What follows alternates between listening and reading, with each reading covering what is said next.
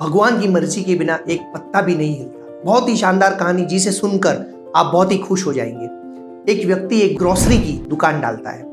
वहां पर पहले से ही दो भाइयों की ग्रोसरी की दुकान थी जो बहुत ही अच्छी चलती थी। उनके ग्राहकों की भीड़ लगी रहती थी। लेकिन जैसे ही इस व्यक्ति ने ग्रोसरी की दुकान डाली तो धीरे धीरे इसके यहाँ ग्राहकों की भीड़ बढ़ती गई, क्योंकि इसका जो व्यवहार था ना वह बहुत ही अच्छा था। वह हर कस्टमर से कहता था राधे राधे, बताइए आपको क्या हो रहा है। इतने मीठे से बात करता था कि धीरे धीरे यह बात जो है वह पूरे उस आजू बाजू के एरिया में फैलती गई कि यह व्यक्ति का व्यवहार बहुत अच्छा है, यह व्यक्ति बहुत ही मीठे ढंग से बात करता है। तो उसके यहाँ ग्राहकों की लाइन लगने लगी। धीरे धीरे जो अच्छी दुकान चल रही थी उसके जितने ग्राहक थे वह इसकी दुकान से पूरा माल लेने लगे। तो वह जो दो भाई थे वह चिंता में गिर गए कि हमारी दुकान से ग्राहकी कम हो रही है, क्या हो गया। तो छोटे भाई ने कहा कि भैया चिंता मत करो, मेरे पास एक तरकीब है कि कैसे हम उस दुकानदार की जो ग्राहकी है वह छीन सकते हैं। वह एक व्यक्ति को बुलाता है, वह उस व्यक्ति को पूरी एक्सपायरी डेट के माल देता है।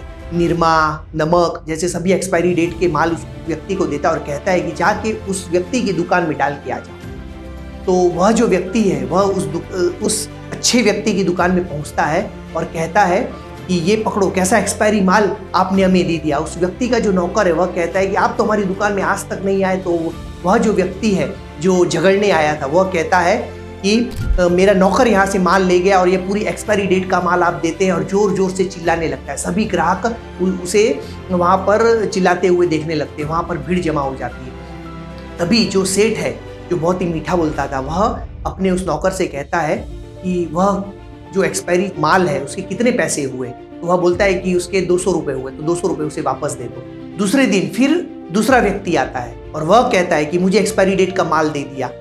तो वह जो सेठ है वह फिर अपने नौकर से कहता है कि इसे भी दे दो। नौकर कहता है अपने सेठ से कि अगर हम ऐसा करने लगे तो हमारी तो लुटिया डूब हो जाएगी, हम तो घाटे में चले जाएंगे। तो वह जो सेठ है ना वह कहता है कि जैसी ठाकुर जी की मर्जी, तो चिंता मत कर, जो होता है वह अच्छे के लिए होता है।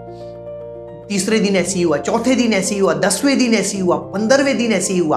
तो वह जो नौकर है वह जल्लाकर क्रोध में आकर अपने सेठ से कहता है कि सेठ ऐसे तो हम पूरी तरह डूब जाएंगे, आप क्या बात करते हो।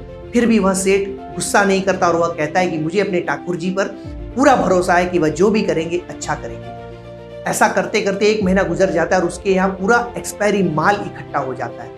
तो एक दिन वह नौकर कहता है कि सेठ हमारे यहाँ एक्सपायरी माल बहुत भर गया, अब हमारे यहाँ नया माल रखने की जगह नहीं है। तो वह सेठ उससे कहता है कि जितना एक्सपायरी माल है उसे तू फेंक दे।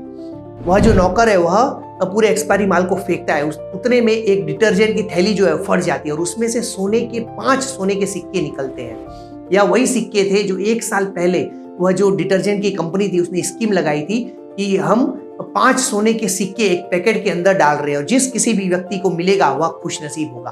तो वह जो 5 सोने के सिक्के हैं वह लेकर नौकर आता है और सेठ को देता है कि सेठ यह हमारे जो एक्सपायरी माल था उसके अंदर से 5 सोने के सिक्के निकले। तो वह सेठ उस नौकर से कहता है, देखा मैंने कहा था ना कि हमारा ठाकुर जी हमारे साथ कभी गलत नहीं होने देगा। उसने जो किया अच्छा किया। हमने 15-20 हजार के माल दिए थे लेकिन उसने हमें यह 15 लाख के 5 सिक्के दे दिए। तो जो होता है वह अच्छा होता है। ईश्वर पर हमेशा विश्वास बनाए रखें और जब भी आपके जीवन में कभी कठिनाई आए तो भगवान को आंख बनकर याद कीजिएगा। जो भी वह करता है अच्छा होता है, क्योंकि भगवान की मर्जी के बिना एक पत्ता भी नहीं हिलता है।